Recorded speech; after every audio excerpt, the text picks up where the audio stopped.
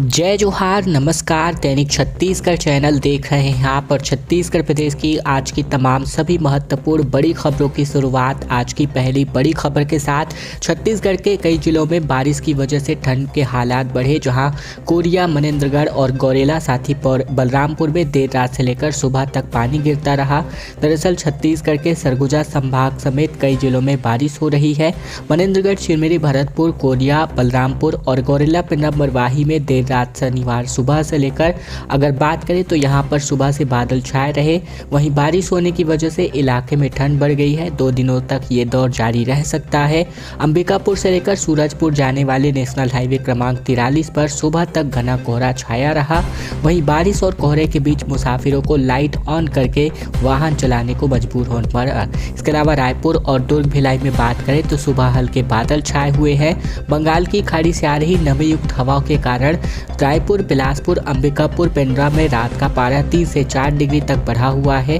वहीं दिन के तापमान में ज़्यादा अंतर देखने को नहीं मिला। 24 घंटे में प्रदेश का न्यूनतम तापमान 2 डिग्री तक बढ़ सकता है।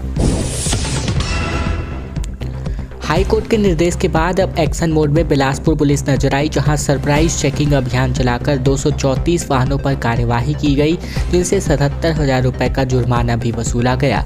ट्रैफिक को लेकर के हाई कोर्ट के निर्देश के बाद, सख्त निर्देश के बाद बिलासपुर के सभी थानों के क्षेत्रों में चेकिंग शुरू की गई।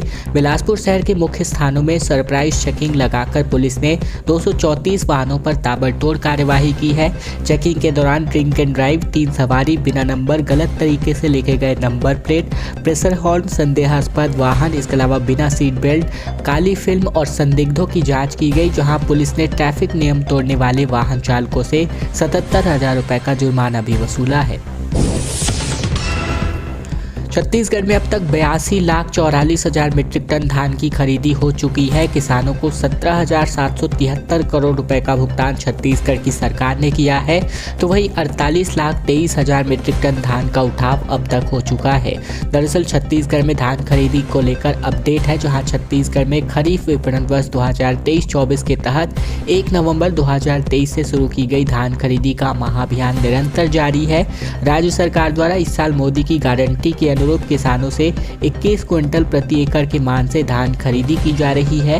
राज्य सरकार ने अब तक किसानों से 82,84,000 मीट्रिक टन धान की समर्थन मूल्य पर खरीदी की जा चुकी है। धान के एवज में किसानों को 17,773 करोड़ रुपए से भी अधिक राशि का भुगतान किया जा चुका है। मुख्यमंत्री विष्णुदेव साय के निर्देशानुसार प्रति एकड़ 21 क्विंटल धान विक्रय का लाभ पूर्व में धान बेच चुके किसानों को भी मिलेगा। इसका आशय है कि 1 नवंबर से अब तक पूर्व निर्धारित मात्रा के अनुरूप धान बेच चुके किसान शेष मात्रा का धान उपार्जन केंद्रों में 31 जनवरी तक बेच सकते हैं।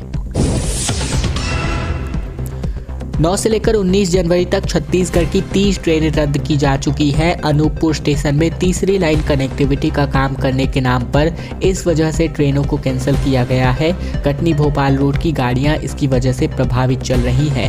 रेलवे प्रशासन ने छत्तीसगढ़ से होकर गुजरने वाली 30 ट्रेनों को कैंसिल कर दिया है। तमाम गाड़ियां 9 से लेकर 19 जनवरी तक नहीं चलने वाली है। दक्षिण पूर्व मध्य रेलवे के बिलासपुर मंडल के अनूपपुर स्टेशन में तीसरी लाइन कनेक्टिविटी के नाम पर गाड़ियों को रद्द करने का फैसला हुआ है। यात्रियों को इससे होने वाली परेशानियों के लिए कोई वैकल्पिक इंतजाम नहीं किए गए हैं, जिसके चलते यात्रियों को दिक्कतों का सामना आने वाले दिनों में करना पड़ सकता है। दरअसल बात करें तो Chirmiri Chandia road passenger special, Chandia road Chirmiri passenger, Bilaspur Shahdol MEMU, Anuppur passenger, Chirmiri passenger, इसके अलावा बात करें तो रीवा चिरमिरी एक्सप्रेस, रीवा एक्सप्रेस, साथ ही Bilaspur Indore Narmada express, Bilaspur express, Bilaspur Bhopal express, साथ ही बात करें जबलपुर अंबिकापुर एक्सप्रेस, तमाम ये जो ट्रेनें हैं वो यहाँ पर रद्द रहने वाली हैं।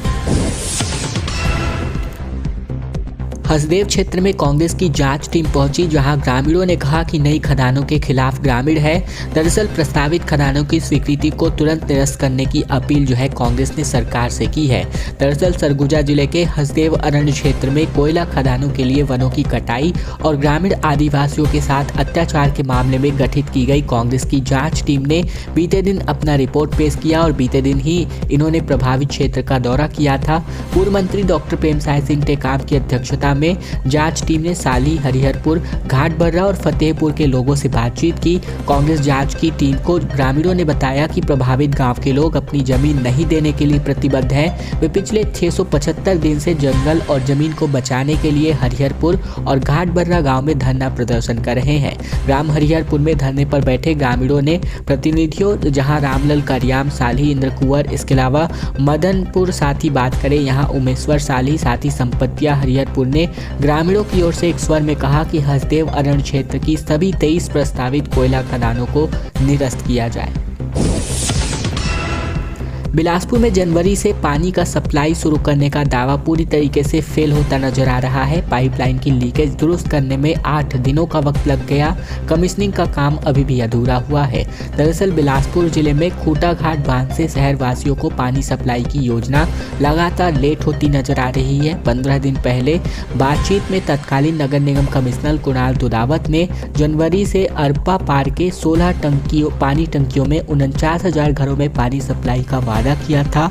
ठेका कंपनी की लेट लतीफी के चलते कमिश्निंग का काम अभी भी अधूरा है और 1000 mm की पाइपलाइन जो है बिरकोना ट्रीटमेंट प्लांट से पानी छोड़ते 29 दिसंबर 2023 को पाइपलाइन में लीकेज हो गया। लीकेज अरपा के सरकंडा पुल के मुहाने पर हुआ था और इसे दुरुस्त करने में 8 दिनों का वक्त लग गया।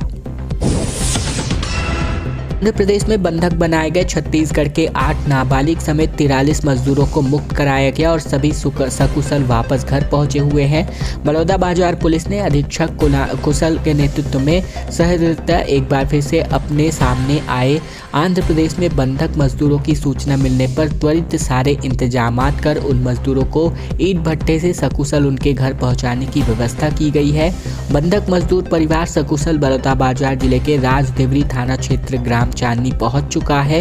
वहीं जिले के वनांचल क्षेत्र के अधिकांश ग्रामों के लगे ज्यादातर लोग पैसे कमाने के इरादे से ईंट भट्टा इत्यादि में काम करने के लिए जम्मू कश्मीर, आंध्र प्रदेश, महाराष्ट्र इत्यादि राज्यों में चले जाते हैं और इस चक्कर में कई लोग लेबर दलालों या ठेकेदारों के चंगुल में फंस करके ऐसे क्षेत्र में फंस जाते हैं जहां इन्हें मजदूरी मिलना तो दूर खाने पीने तक के भी लाले पड़ जाते हैं। इसी प्रकार के हालात इन मजदूरों के हो चुके थे, जिस पर सकुशल वापसी यहां पर बलरामपुर पुलिस ने कराई है।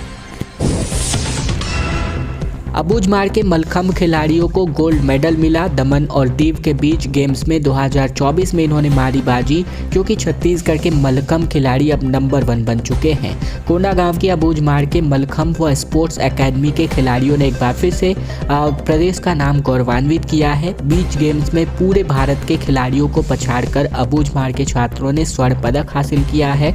बता दें कि दमन और दीव में बीच में जो है गेम्स 2024 का आयोजन किया जा रहा है। छत्तीसगढ़ मलखंभ कोच मनोज प्रसाद ने बताया कि 4 जनवरी से 11 जनवरी तक 2024 तक जो है अब दमन और दीव के बीच गेम्स का आयोजन किया जा रहा है, जिसमें केंद्रीय खेल मंत्री अनुराग ठाकुर के बीच गेम्स का शुभारंभ किया।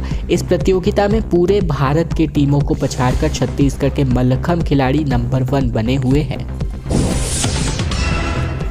उपराष्ट्रपति जगदीप धनखड़ और ओम बिरला समेत अमित शाह जो है जल्द ही छत्तीसगढ़ प्रदेश के दौरे पर आ सकते हैं। निर्वाचित विधायकों को संसदीय व्यवहार और नियम प्रक्रिया से रूबरू किया जा सकता है। दरअसल उपराष्ट्रपति व राज्यसभा के सभापति जगदीप धनखड़ साथ ही लोकसभा स्पीकर ओम बिरला 20-21 जनवरी को छत्तीसगढ़ के दौरे पर आ सकते हैं। राज्य की 6ठी विधानसभा के लिए नवनिर्वाचित विधायकों को संसदीय व्यवहार निगम प्रक्रिया साथ ही प्रशिक्षण दिया जाएगा और इसके लिए 20 से 21 जनवरी को प्रशिक्षण कार्यक्रम आयोजित किया जाएगा। विधायकों को ट्रेन करने उपराष्ट्रपति जगदीप धनखड़ और लोकसभा स्पीकर ओम बिरला आमंत्रित किए गए हैं। नई विधानसभा में भाजपा और कांग्रेस के तकरीबन 50 विधायक पहली बार चुनकर आए हैं और इन्हें 5 फरवरी से शुरू किए जा रहे बजट सत्र से पहले सदन की नियम प्रक्रिया से प्रशिक्षित करने की योजना है। इसके तहत स्पीकर डॉक्टर रमन सिंह ने 20-21 जनवरी को 2 दिवसीय विशेष प्रशिक्षण सत्र आयोजित करने का कार्यक्रम बनाया है। सिम्स में एम्स जैसी सुविधाएं होंगी। कोनी में सिम्स के लिए 40 एकड़ जमीन आरक्षित की गई है। स्वास्थ्य मंत्री श्याम बिहारी जायसवाल ने आवश्यक गाइडलाइन भी जारी कर दिया है।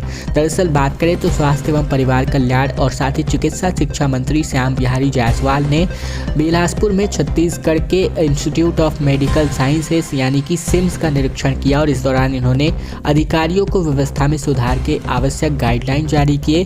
मंत्री जायसवाल ने कहा कि शासन की मंशा है कि सिम्स में भी भारतीय आयुर्विज्ञान संस्थान यानी एम्स जैसी सुविधाएं विकसित की जाएं। इसके लिए तैयारियां शुरू कर देनी चाहिए। इन्होंने अस्पताल प्रबंधन को बेहतर बनाते हुए चिकित्सा और प्रशासनिक व्यवस्थाओं को अलग अलग करने का निर्देश जारी किया। निरीक्षण के बाद जायसवाल ने अधिकारियों की बैठक ली, जहां उन्होंने कहा कि सिम्स की व्यवस्था में और सुधार के लिए मरीजों के इलाज यानी क्लिनिकल और प्रशासनिक व्यवस्था दोनों को अलग अलग किया जाएगा। अस्पताल प्रशासन के लिए MBA उत्तीर्ण प्रशासक और एक जनसंपर्क अधिकारी नियुक्त किए जाएंगे। जायसवाल ने स्वास्थ्य एवं परिवार कल्याण मंत्री का प्रभार लेने के बाद पहली बार बिलासपुर पहुंचकर सिम्स में अधिकारियों की बैठक ली और इस आशय के निर्देश जारी किए। कोल स्कैम केस में देवेंद्र यादव की अग्रिम जमानत याचिका खारिज कर दी गई है। छत्तीसगढ़ हाई कोर्ट के द्वारा 10 से लेकर 16 जनवरी तक जेल में बयान रिकॉर्ड किए जाएंगे। 2 मार्च को अगली सुनवाई है। छत्तीसगढ़ के कोयला घोटाला केस में रायपुर की विशेष ED कोर्ट ने कांग्रेस विधायक देवेंद्र यादव की अग्रिम जमानत याचिका खारिज कर दी है। दोनों पक्षों की दलीलें सुनने के बाद विशेष न्यायाधीश अजय सिंह राजपूत ने अर्जी खारिज की है। कोर्ट ने यादव समेत 4 आरोपियों के खिलाफ जमानती वारंट भी जारी किया है और शनिवार को इस मामले में जेलबंद आरोपियों को कोर्ट में पेश किया गया। आरोपियों में निलंबित IAS समीर बिश्नोई, कारोबारी सूर्यकांत तिवारी, सुनील अग्रवाल, शिवशंकर नाग, लक्ष्मीकांत तिवारी और दीपक टांग समेत राजेश चौधरी शामिल है। राज्य प्रशासनिक सेवा के निलंबित अधिकारी सौम्या चौरसिया ने मेडिकल लगाकर कोर्ट आने में असमर्थता जताई है। मामले की अगली सुनवाई 2 मार्च को प्रस्तावित है। गृह मंत्री विजय शर्मा का नक्सलियों को डोटूक जवाब दिया गया। कहा, मुख्य धारा से जुड़ जाए नक्सली, नहीं तो इनको करारा जवाब छत्तीसगढ़ की सरकार के द्वारा दिया जाएगा। बस्तर में भाजपा संभाग स्तरीय कार्यकर्ता सम्मेलन आयोजित किया गया, जहां मुख्यमंत्री विष्णुदेव साय, बीजेपी प्रभारी Om Mathur, deputy CM Arun Sao, Vijay Sharma, cabinet मंत्री समेत तमाम नेता सम्मेलन में शिरकत करने पहुंचे, जहां कार्यकर्ताओं में गर्मजोशी के साथ सभी का स्वागत किया गया। वहीं नेताओं ने मां दंतेश्वरी के दर्शन किया और इस दौरान उप मुख्यमंत्री और गृह मंत्री ने नक्सलियों पर दो टूक जवाब दिया। उन्होंने कहा कि नक्सली मुख्य धारा में आ जाए वरना करारा जवाब दिया जाएगा।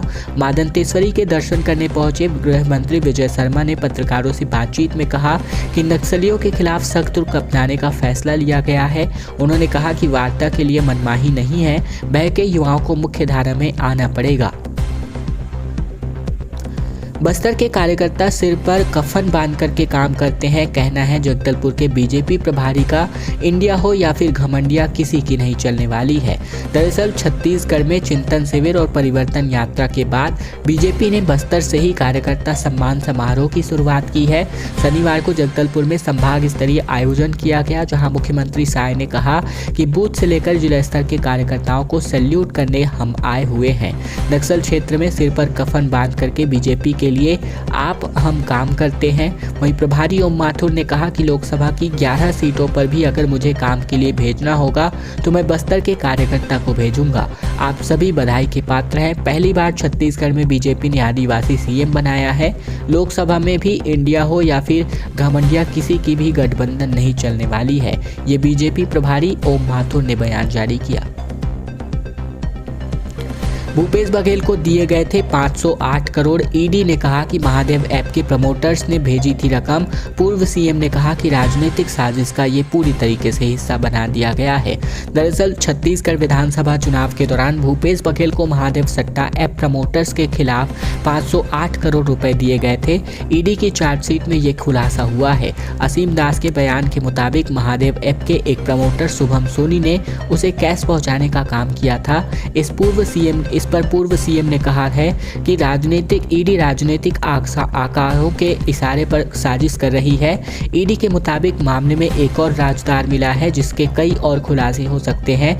ये राजदार नेताओं और अफसरों तक पहुंचने वाले पैसों का हिसाब किताब रखता नहीं है। इसी बयान के बाद शुभम सोनी को महादेव ऐप का तीसरा संचालक मानते हुए प्रथम अभियोजन परिवाद में आरोपी बनाया गया है।